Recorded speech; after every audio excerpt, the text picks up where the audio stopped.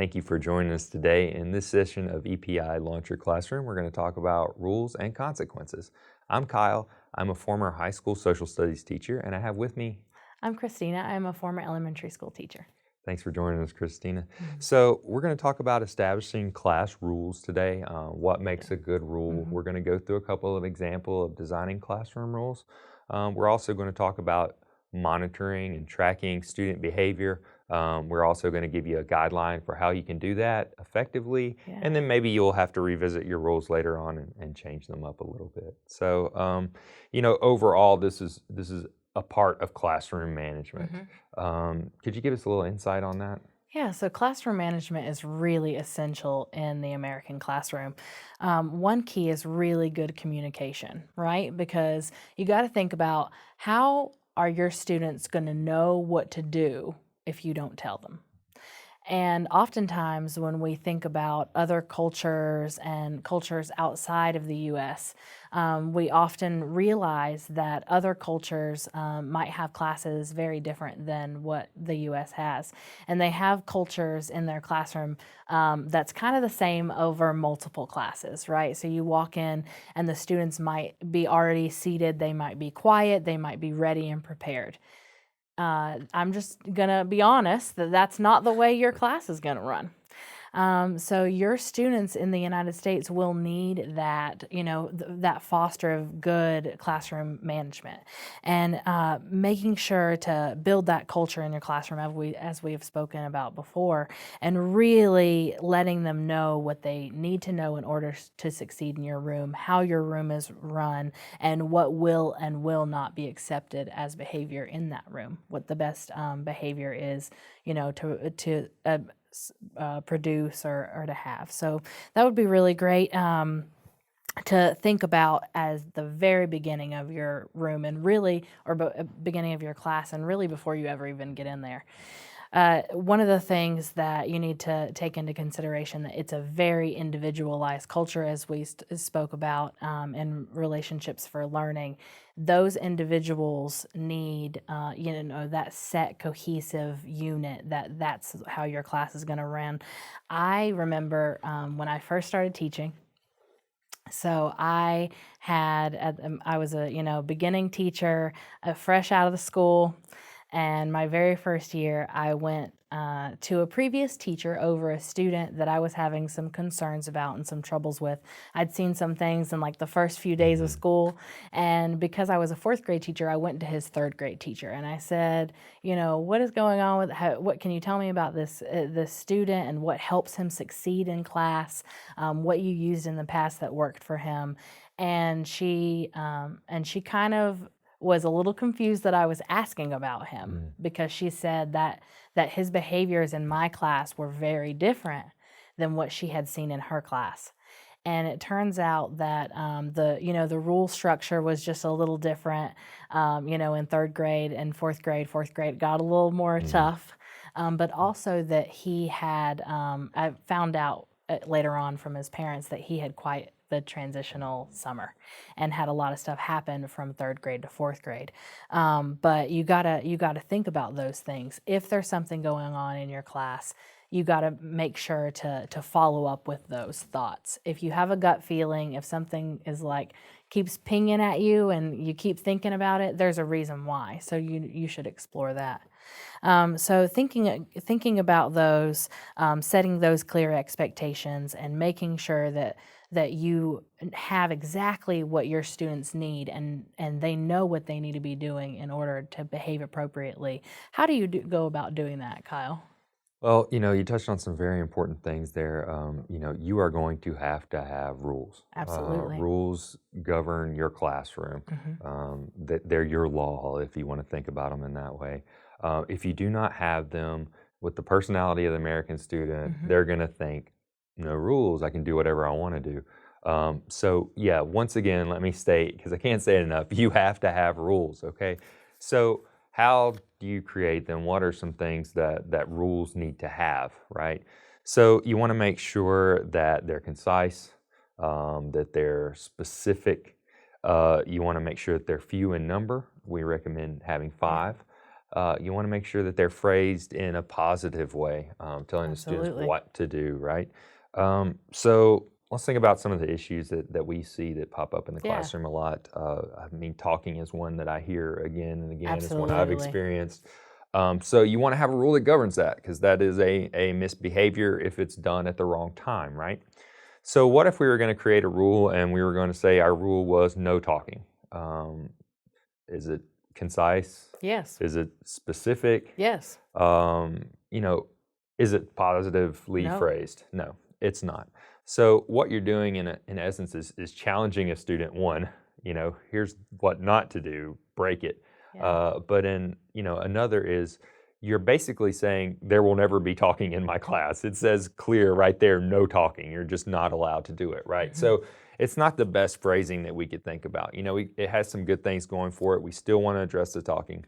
But let's think of another way to put it. How Mhm. about raise your hand before you speak, Mhm. right? It's short, it's direct. Concise. Yeah, and it's Mhm. telling them what to do, Instead of right? what not to do. Absolutely, yeah. So now we're telling them, hey, you can talk in the classroom, Yes. right? There is a time and a place for it, but the proper way to do it is just raise your Raising your hand hand. first, right? Absolutely. And so, this is the type of thing that you need to keep in mind as you're writing these rules out. What is your misbehavior? How can I say it, succinctly, Yeah. and how can I phrase it in a positive way? Absolutely. What about writing these out and displaying them? So, oftentimes, if you walk into a room, you will see rules displayed on a board or on the wall. Rules should be displayed where every single person can see them from anywhere in the room. So they should be large enough, so not on like a regular sheet of copy paper, right? You should write them out on an anchor chart or on. I know in elementary school, oftentimes teachers will use sentence strips because they're larger and able to be written down on. So anywhere like that, you could create a poster, but they should be displayed. Make sure that they are anywhere that students will be looking from anywhere in the room again, and that when anyone walks in your room, for instance, your principal or a parent, they can see also what rules you have. Display them immediately too, right? So you don't want to display them, oh, we get into November or December and not have rules. Now, if this is your case and you still don't have rules on your wall, I suggest to make them immediately Right. and put them on the wall. Better now than It's never. better now than never, but you do want to do it as soon as possible. Preferably as soon as they have been created, you want to get them on the wall and then refer to them. So you want to reteach and refer back to those rules as much as possible. It's a great thing to have the rules on the wall. You could easily, for instance, if you were a student and you were talking, I could easily walk over and just quietly point to where the rules are. I don't have to say anything. I don't have to stop the flow of the lesson, and you get what you need from the board, right? So that's very important that you can see them and that you're staying consistent with those rules. Not only are they displayed, but you're referring to them, you're reteaching them as needed, and you're making sure your students understand what they mean. For instance, if you have I always, it took a minute, but I always made my students line up or had my students line up silently. And if they did not line up silently, even if we needed to be somewhere, I would have them go sit back down until they were all silent. They would line up again. Eventually, they realized I was very serious about this rule, and they were silent the first Right. time because they knew that they needed to be quiet or else we weren't going anywhere. So just make sure to be consistent with those school rules. Yeah, absolutely. And it's important to point out here that these are classroom rules. These are specific for your own class. The school is going to have rules as well. Those will be in a student handbook. They'll be preached Yes. at you ad nauseum sometimes, but you don't have to go over the school rules within your class unless they're being broken. You don't have to display the school rules because there's going to be a lot of them. But there'll be things like attendance. You shouldn't have to remind your kids that they need to show up at school every day. This is a school rule and something they should already know. Or something like no chewing gum in the school or something of that nature. You don't have to go over that school rule again. So these are very specific for your own classroom. Building that classroom culture, like Christina had talked Absolutely. about before. And mainly when we've been talking back and forth just then, we've been talking about us creating rules, Yes. right? Us thinking about what our classroom needs Absolutely. and then writing them down. But some teachers, especially at the elementary school level, likes to get their students involved in that process to kind of buy into Yes. rules and Absolutely. help them make them. So Yes, we do that. I know as a former elementary school teacher that I always made rules with the students. And this is because it holds them accountable. They created them themselves. The buy-in is very high because they had a part, they were actively, engaged and made sure that they understood the rules. And then again, with that understanding piece, that if you create something, you automatically know it more Right. than if you were taught it without it being created yourself. So even if you have rules that you want, which I did every year, let's be clear. I had 5 rules that I wanted every year, and we got to those 5 rules. So I had rules that I wanted, and what you do is to make sure that the conversation that you're having with your students goes in the way that you need it to in order to get those rules down on the board, right? So I recommend to give guidelines for making those rules. Tell your students you do want them to be actively involved. This is their classroom too. And so you want to establish this with them because rules are not there just to be things that tell you what to do and what not to do. They're there for a reason. They tell you what to do because if you don't do it this way, maybe there's a consequence or something bad will happen. So you have to make sure that you're telling those rules, or when you're creating those rules with your students, that they understand why they have a rule in the first place. And if a rule is unnecessary, then get rid of it, right? 5 is what we're looking for. But you want to write down the rules that your students come up with so they feel heard, and then you compare those down. And so you can say, okay, well, no talking and only talk during this time. They're both about talking. So what do we really want to know about talking? And have your student discourse like that and let them get to where you need them to go. Take all those answers, make sure you are really understanding what they're trying to convey and getting out what you're trying to convey. And you'll have, at the end, hopefully 5 very effective, positively written and concise rules for your classroom.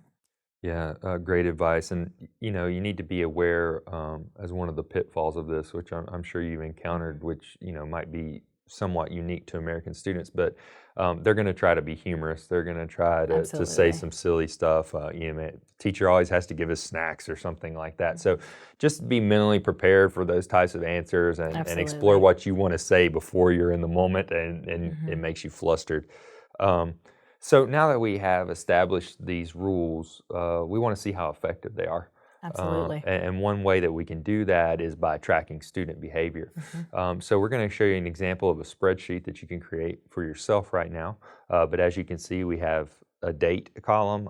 We have what student did to misbehave and what was done in response to that misbehavior. So this serves a couple purposes. One, it allows you to see, where is misbehavior occurring? Have you got a rule that addresses that misbehavior already? Or are you lacking one? Do Right. you need to create a new rule for that specific misbehavior?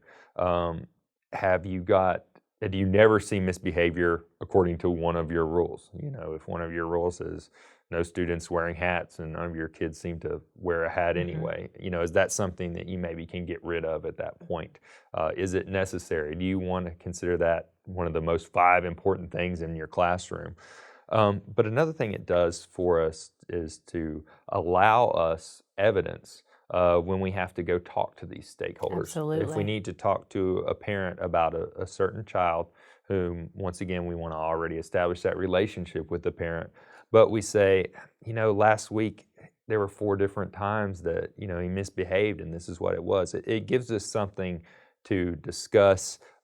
It seems more um, evident, I guess, Yes. and more a solid fact if it's been written down, or if need to go to meet with a guidance counselor and say, I really think this kid might need a Hmm. session with you or Yeah. something, and And you here's what have I'm dates and witnessing. times of why. Yeah, Yeah, it's very important. absolutely.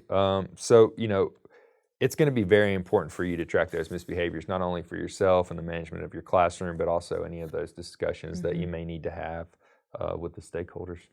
Yeah, remember to keep and again with what we've been talking about, those basic ideas. Establish those 5 rules either with yourself or with your students.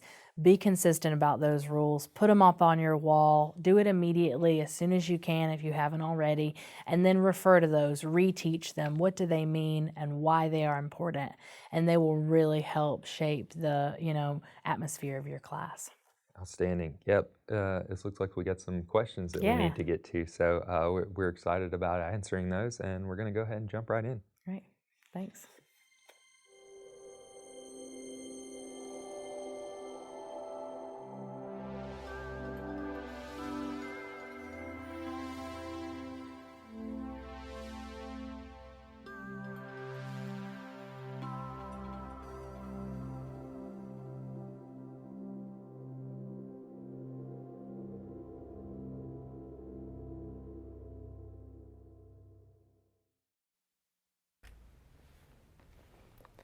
Hello again, everyone. Thanks for watching and for these great questions. We will answer as many as we can today, and any questions we don't have time for, we will have an EPI support team member contact you directly for an answer. All right, let's take a look at our first question.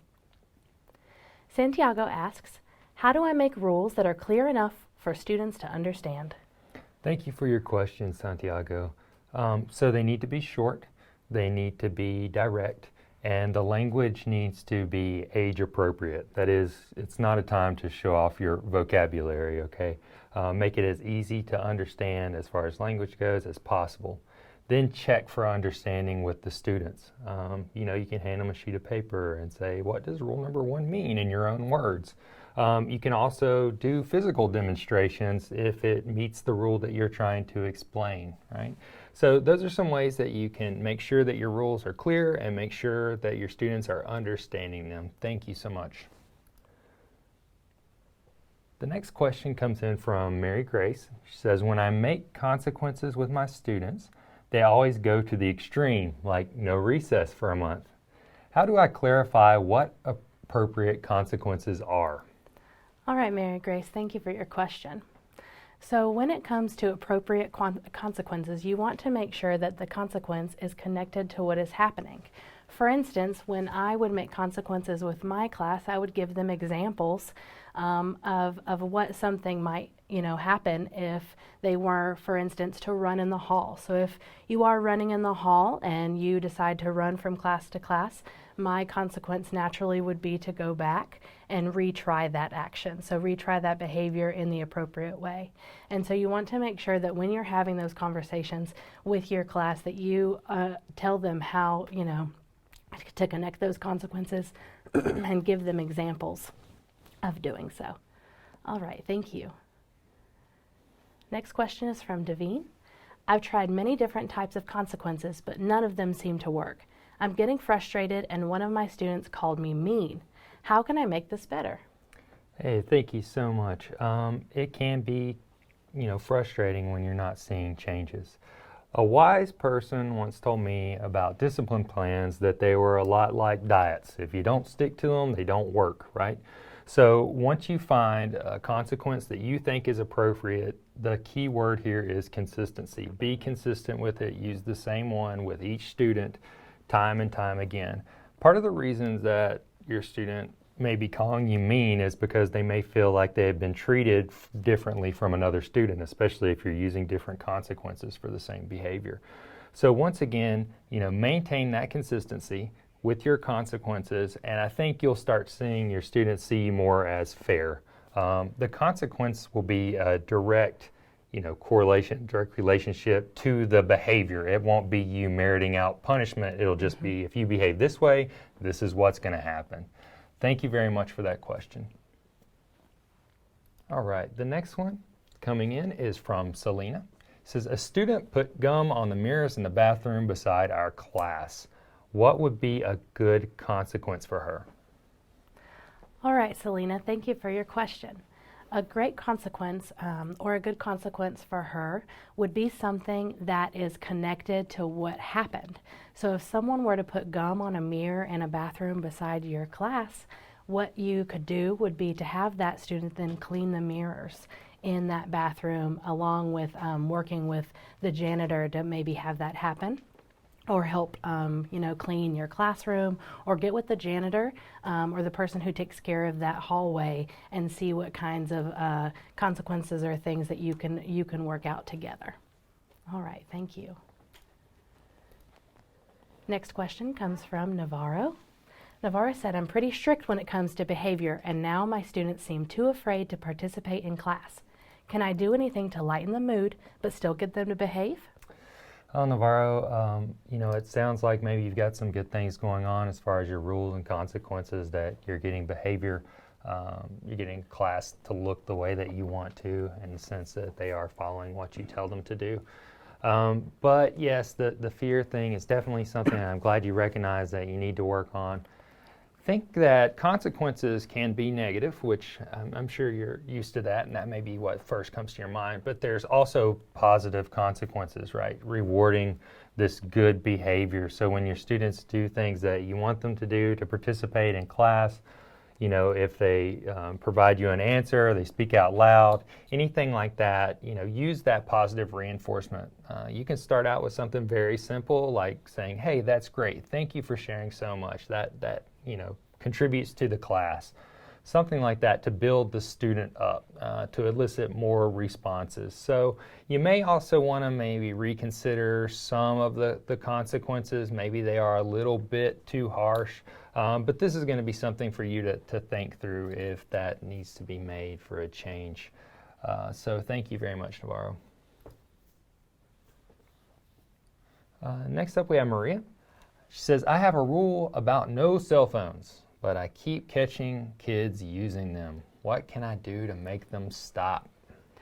All right, Maria, we appreciate your question. So in regards to your cell phone policy, you have to make sure that your students understand your cell phone policy clearly. It sounds like here might be a situation where it's not administering consequences, but making sure to clear up that policy, make sure to have your students know what to do with their phone the moment that they walk into your room, and where to put them, and then what will happen if they are caught using them. If you continue to have that problem, my suggestion would be to, track that behavior, make sure that you have a conference with that student. If it continually persists, it's something that I would encourage you to reach out to the parents and have a parent conference and things like that. So Maria, just making sure with the no cell phones to have that clear policy in place. All right. Next question.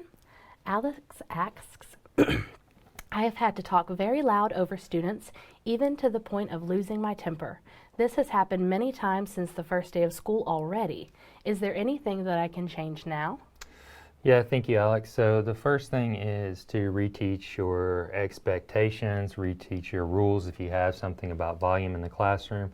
The second thing is that don't make yourself a part of that, right? You are modeling behavior for these students. So when you start talking loud, they're going to see that as acceptable behavior, that they talk loud. And then all of a sudden, you're not solving the problem, you're contributing to it, you're contributing to the noise in the classroom. So what you want to do when you start running into these situations is, pause for compliance. Make it awkward. Stop talking, start looking at your students. They will get the point that suddenly you are not talking and they are. And a lot of times some of your better kids will start shushing them as well, and get on your side with this. So I know it's easier said than done, but try not to lose that temper. When it gets loud, start breathing, take a moment to yourself. Don't add to that noise, all right? Thank you. We have Javier up. He says, I put rules in my class, but the students don't follow them anyway. Is that normal?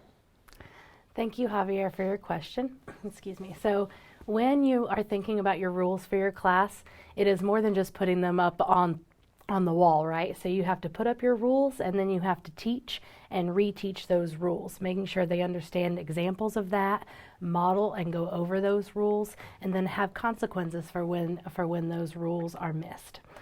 So think about that, that it's not just putting up the rules, but you have to teach those rules too. Okay, thank you. Luz asks, a parent wants to see how I track behavior in my classroom. What am I allowed to show them? Thank you, Luz. So when you are tracking this behavior, what you should do is write solely in facts, right? You shouldn't put your opinion in there. You shouldn't put any, emotions you have there or any bad thoughts about the student, right? It should be 100% completely factual. So with that in mind, what my suggestion would be is to be willing to show the parents how you're tracking their son or daughter's behavior, right? Don't show them the rest of the students, but let them know. They have a right to know how their student is behaving in the classroom, and this could help, inform them of those facts that you have recorded. Thank you very much. All right, next question comes in from Carlos. I put rules up in my class, but the students don't have the same rules and consequences as my other grade teachers. Their students are well behaved and mine are not. How is that? Is that normal? All right, so what I think was being said here is that you have the same rules and consequences as the other grade teachers, but the students are not behaving in the same way. So that's what it seems like, that's the question. So Carlos, I would make sure that you are, again, as we spoke with Javier, having those rules and consequences modeled and taught in your class. So even if you have the same rules and the same consequences, you have to make sure that the students feel connected to those, that they understand why they are important in your class, and that they understand what will happen in regards, to if those rules are not followed. Okay. All right. Dongfeng asks, I am teaching 5 years language immersion. I have ADHD student. How can I make different rules to help him? Oh, thank you very much. So you may not actually need to make any different rules to help this student in particular.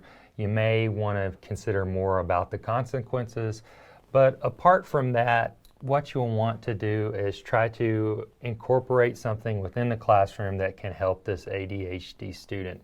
Movement as much as possible.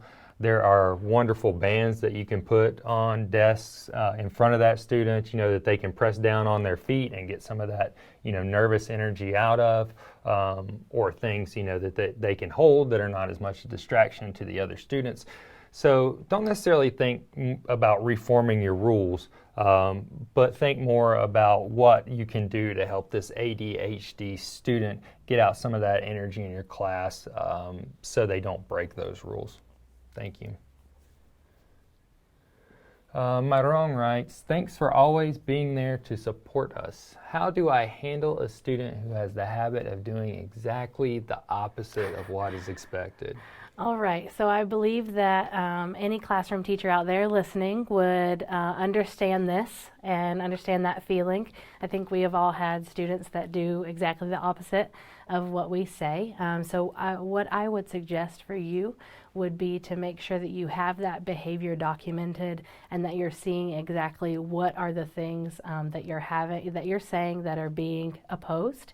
And then I would have a parent conference with that, with that student parent conference, and make sure that the parent is also up to date on what is happening. And from there, you'll be able to keep each other in the loop and partner on that. And hopefully at home, if the parent sees that kind of behavior and things at home, you'll be able to see what they use to help them.